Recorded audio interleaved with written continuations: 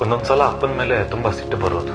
ಇವ್ರು ಅವತ್ತು ಯಾವ್ದೋ ದೊಡ್ಡ ಬಿಸ್ನೆಸ್ ಕೆಲಸನೂ ಮಾಡಿದಿದ್ರೆ ಇವತ್ತು ನಾವು ಕೂಡ ದೊಡ್ಡ ಶ್ರೀಮಂತರಾಗಿರ್ತಿದ್ವಲ್ಲ ಅಂತ. ನನ್ನ ಅವಶ್ಯಕತೆ ತುಂಬಾ ಇದ್ದಾಗ್ಲೇನೆ ಮನೆ ಬಿಟ್ಟು ಕೆಲಸಕ್ಕೆ ಬೇರೆ ಊರಿಗೆ ಹೋಗ್ಬೇಕಾಗ್ತಿದ್ಯಲ್ಲ ಅಂತ. ಕಳ್ಸೋಕೆ ಬೇಜಾರಾಗ್ತಿದ್ರು ದುಃಖನೆಲ್ಲ ಹೈಡ್ ಮಾಡಿ ನನ್ನಪ್ಪ ಒಂದು ಮಾತು ಹೇಳಿದ್ರು.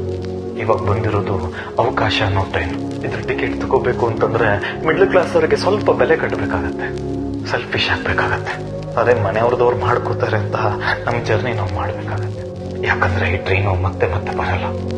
ಯಾರಿಗೆ ಗೊತ್ತು, ತಲುಪೋ ಡೆಸ್ಟಿನೇಷನ್ ಮೇ ಬಿ ನಿನಗೆ ನಾನು ಪ್ರೊವೈಡ್ ಮಾಡೋಕಾಗದೇ ಇರುವಂತದ್ದನ್ನೆಲ್ಲ ಸಂಪಾದನೆ ಮಾಡೋಷ್ಟು ಕೇಪಬಲ್ ಆಗಿ ಮಾಡ್ಬೋದು.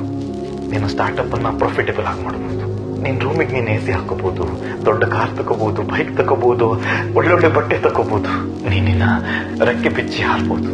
ಅರೆ ನಿನ್ ಬಗ್ಗೆ ಚಿಂತೆ ಮಾಡಬೇಡ, ನಾನು ಕಲ್ಲಿನ ಹಾಸಿಗೆಲ್ಲೂ ಮಲಗಿದ್ದೀನಿ. ಇದ್ ನೀನ್ ಸೋತ್ರೆ ಹೆದರ್ಬೇಡ, ನಾನಿದ್ದೀನಿ. ಗೆದ್ರೆ ನಿನಗೆ ಸಿಗುವ ಚಪ್ಪಾಳೆ ಗುಂಪಲ್ಲಿ ನಾನಿರ್ತೀನಿ.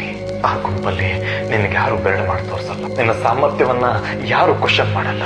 ಮುಂದೆ ನೀನ್ ಹುಟ್ಟೋ ಮಕ್ಕಳು ನೀನ್ ಯಾಕೆ ಟ್ರೈನ್ ನಾನು ಮಿಸ್ ಮಾಡಿದೆ, ಅಕಸ್ಮಾತ್ ನೀನ್ ಅವತ್ತು ಆ ಟ್ರೈನ್ ಹತ್ತಿದ್ರೆ ಇವತ್ತು ನಾವು ಕೂಡ ಶ್ರೀಮಂತರಾಗಿರ್ತಿದ್ವಿ ಅಂತ ಪ್ರಶ್ನೆ ಮಾಡಲ್ಲ.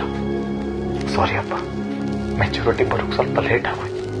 ಅವಕಾಶ ಅನ್ನೋ ಟ್ರೈನು ನನ್ನಪ್ಪನ ಲೈಫಲ್ಲಿ ತುಂಬಾ ಲೇಟ್ ಆಗಿ ಬಂದ್ಬಿಡ್ತು.